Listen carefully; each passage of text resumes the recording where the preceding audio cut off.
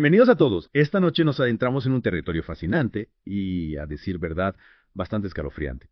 Así es, nos sumergimos en los anales de la historia, pero no en los libros de texto. No, esta noche nos adentramos en los oscuros recovecos de lo desconocido, donde los crímenes sin resolver se encuentran con la intriga histórica. Exactamente. Estamos hablando de casos que han cautivado la imaginación popular durante décadas, incluso siglos. Casos que, a pesar de todos los esfuerzos, siguen sin resolverse. Y lo que es aún más intrigante, estos casos, a menudo separados por el tiempo y la geografía, comparten sorprendentes similitudes. Patrones, si se quiere, que sugieren algo fundamental sobre la naturaleza humana y nuestra fascinación por lo macabro. Esta noche nos embarcamos en un viaje, un deep dive si se quiere, en dos de estos misterios perdurables. Dos casos que han desafiado a los investigadores, generado innumerables teorías y en última instancia dejado tras de sí más preguntas que respuestas. Nuestro enfoque, como siempre, será histórico. Vamos a sumergirnos en los registros primarios, las pruebas disponibles en ese momento, para comprender cómo se desarrollaron estas investigaciones. Evitaremos deliberadamente fuentes modernas como Wikipedia. Queremos experimentar estos casos como lo hizo la gente de la época, con toda la incertidumbre y la especulación que conlleva. Así que abróchense el cinturón, porque vamos a emprender un viaje al corazón de dos de los casos sin resolver más notorios de la historia. Jack, el Destripador, que aterrorizó a las calles de Londres a finales del siglo XIX, y el asesino del Zodíaco, que sembró el pánico en el norte de California a finales de la década de 1960. Dos asesinos en serie, dos épocas diferentes, dos conjuntos de circunstancias únicas. Y sin embargo, como descubriremos, unidos por hilos invisibles de misterio, terror e intriga perdurable. Empecemos por Whitechapel, Londres, en 1888. Un laberinto de callejones oscuros y pobreza envuelto en la niebla, el escenario perfecto para una historia de terror. La escena es inquietante, ¿verdad? Y luego tenemos a Jack, el destripador, aprovechándose de las mujeres vulnerables en este sombrío telón de fondo. Es importante recordar que la investigación criminal en ese momento estaba en pañales. No había bases de datos de ADN, ni perfiles psicológicos sofisticados, ni cámaras de vigilancia. Los investigadores dependían en gran medida de los relatos de los testigos, que como sabemos pueden ser poco fiables. Y las pruebas físicas, bueno, las técnicas forenses, eran rudimentarias en el mejor de los casos. Exactamente. Así que aquí tenemos a la policía enfrentándose a un asesino astuto, operando en un entorno que ofrecía muchas sombras para esconderse. No es de extrañar que el caso les resultara tan difícil de resolver. Y no olvidemos el frenesí mediático. Los periódicos estaban llenos de especulaciones, teorías y, a menudo, información sensacionalista. La prensa ciertamente desempeñó un papel, amplificando el miedo y en algunos casos obstaculizando la investigación con información errónea. Pero también refleja la enorme fascinación pública por el caso. De hecho, el destripador se convirtió en una especie de figura mítica, un espectro que acechaba los oscuros callejones de Londres. Hablemos de las víctimas porque sus historias son cruciales para comprender el impacto del destripador. Las 5 canónicas, como se las conoce: Mary Ann Nichols, Annie Chapman, Elizabeth Stride, Catherine Eddowes y Mary Jane Kelly. Cada una de ellas, una tragedia individual. Y la brutalidad de los asesinatos, las mutilaciones, no hicieron más que aumentar el terror. Es en los detalles de estos asesinatos donde encontramos las primeras pistas, las que los investigadores intentaron utilizar para trazar un perfil del asesino. Por ejemplo, el hecho de que la mayoría de los asesinatos tuvieran lugar los fines de semana o cerca de ellos, y a finales de mes. Eso nos dice algo sobre el destripador. Bueno, podría sugerir que el destripador tenía un trabajo que le permitía tener tiempo libre en esos momentos. O tal vez simplemente era más propenso a atacar cuando las calles estaban más concurridas y tenía más cobertura. Luego está la cuestión de las mutilaciones. Algunas víctimas sufrieron una evisceración, la extirpación de órganos. Esto llevó a la teoría de que el destripador tenía algún conocimiento de anatomía, tal vez un médico o un carnicero. Es una teoría lógica, da la naturaleza de las heridas. Pero también es importante recordar que estamos hablando de la época victoriana.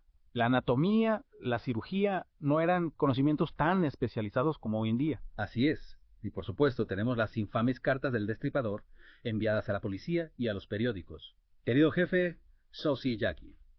Estas cartas no solo se jactaban de los crímenes, sino que también parecían burlarse de la policía. Las cartas añaden otra capa de complejidad al caso. Eran auténticas. ¿O se trataba de un engaño o obra de un bromista que buscaba notoriedad? Esa pregunta ha atormentado a los investigadores durante años. Algunas de las cartas, como la carta Desde el Infierno, incluso incluían supuestas pruebas físicas, como un fragmento de riñón. Las cartas, auténticas o no, contribuyeron al mito del destripador creando una imagen de un asesino seguro de sí mismo que disfrutaba del juego del gato y el ratón con la policía. Y lo que es aún más sorprendente, algunos de los temas e imágenes de estas cartas se han convertido en un elemento básico de la cultura popular, inspirando innumerables libros, películas y programas de televisión.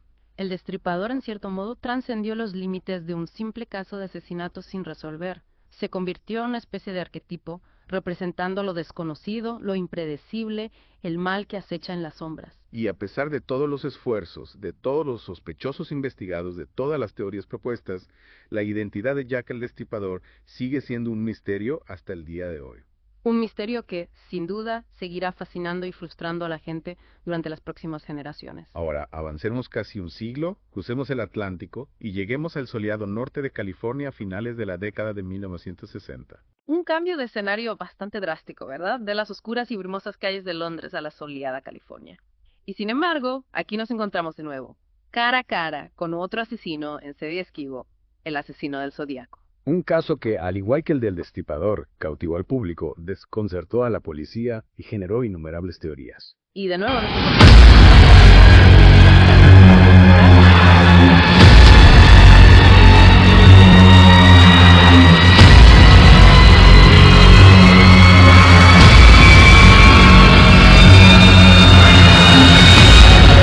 otra capa de misterio al caso, atrayendo a criptógrafos aficionados y profesionales por igual, todos ansiosos por descifrar los mensajes y desenmascarar al asesino. Hablemos de las víctimas de Zodíaco, porque sus historias son tan importantes como las del propio asesino. Tenemos 5 ataques confirmados que se cobraron la vida de 5 personas. Y lo que es escalofriante, estos ataques a menudo tenían lugar a plena luz del día, en lugares públicos, lo que añadía una sensación de vulnerabilidad y aleatoriedad al caso. Es como si el Zodíaco no tuviera miedo, como si estuviera desafiando a la policía a atraparlo. Y, en muchos sentidos, lo hizo. El modus operandi del Zodíaco también varió. A veces usaba armas de fuego, otras apuñalaba a sus víctimas. No parecía haber un patrón claro, lo que dificultaba aún más la predicción de sus movimientos. Y luego están las cartas, llenas de amenazas, fanfarronadas y, por supuesto, esos cifrados. Las cartas del Zodíaco se convirtieron en una parte integral del caso, proporcionando información sobre la mente del asesino y al mismo tiempo frustrando los intentos de capturarlo. Una de las cartas más famosas es la llamada Carta de 340 caracteres, que durante años desafió todos los intentos de descifrarla. Hasta que en 2020, un equipo de criptógrafos aficionados finalmente logró descifrar el código. Y por desgracia, el mensaje no reveló la identidad del Zodíaco, sino que contenía más amenazas y diatribas incoherentes. Otra vez, esa sensación de que el Zodíaco siempre iba un paso por delante, controlando la narrativa, jugando con las autoridades. Y esa es una de las cosas más desconcertantes del caso del Zodíaco, esa sensación de que estuvo cerca de ser atrapado varias veces, pero que siempre logró escabullirse. Se puede decir que el caso del Zodíaco sigue abierto hoy en día. En cierto modo, sí. Aunque ha habido periodos en los que el caso se ha considerado inactivo, las nuevas pruebas o las posibles pistas siempre han logrado reavivar el interés y la investigación. Y, como con el Destripador, ha habido innumerables sospechosos, algunos más creíbles que otros. Pero, de nuevo, ninguna prueba definitiva que conduzca a un arresto. El caso del Zodíaco se ha convertido en una obsesión para muchos, inspirando libros, documentales e incluso películas de Hollywood. Es fascinante cómo estos casos sin resolver, estos misterios del pasado, siguen cautivándonos, desafiando nuestra comprensión de la mente criminal y quizás revelando algo sobre nosotros mismos, sobre nuestra necesidad de respuestas, sobre nuestra fascinación por lo desconocido. Al final, tanto el Destripador como el Zodíaco nos recuerdan que, a pesar de todos los avances en tecnología forense, en perfilación criminal, en nuestra comprensión de la psicología humana, hay algunos misterios que pueden que nunca se resuelvan. Y tal vez, solo tal vez, esa sea la razón por la que estos casos siguen resonando con nosotros hoy en día. Porque nos recuerdan que, a pesar de todos nuestros conocimientos, seguimos siendo vulnerables a lo desconocido, a las fuerzas oscuras que no podemos comprender del todo. Un pensamiento para reflexionar. Y si la verdadera razón por la que encontramos estos casos tan fascinantes es que, en el fondo, esperamos que nunca se resuelvan. ¿Qué pasaría si la resolución, la revelación de la identidad del asesino de alguna manera disminuyera el misterio, lo hiciera demasiado real, demasiado mundano? Una pregunta inquietante, sin duda. Y una que quizás no tenga una respuesta fácil. Pero una cosa es segura. Mientras haya casos sin resolver, mientras haya misterios sin respuesta, la búsqueda de la verdad, la necesidad de comprender, seguirá impulsándonos. Y eso, al fin y al cabo, puede ser el legado más duradero de casos como el del Destripador y el del Zodíaco. Nos obligan a cuestionar, a explorar, a enfrentarnos a las partes más oscuras de la naturaleza humana, y en ese proceso, aprender un poco más sobre nosotros mismos. Un último punto a considerar. Los investigadores de la época del Destripador no tenían las herramientas que tenemos hoy en día, sin ADN, sin cámaras de vigilancia, sin bases de datos nacionales de huellas dactilares, pero tenían algo que nosotros no tenemos. Te refieres a una perspectiva diferente, una forma de pensar menos influenciada por la tecnología, más arraigada en la observación y la deducción. Exactamente. Tal vez hay algo que aprender de su enfoque, de su voluntad de considerar todas las posibilidades, de su tenacidad ante la adversidad. Es una idea intrigante. Tal vez, al estudiar sus métodos, al comprender las limitaciones a las que se enfrentaron, podamos obtener nuevos conocimientos sobre estos casos y sobre otros que siguen sin resolverse en la actualidad. Así que, ahí lo tiene. 2 misterios perdurables, 2 viajes a lo desconocido.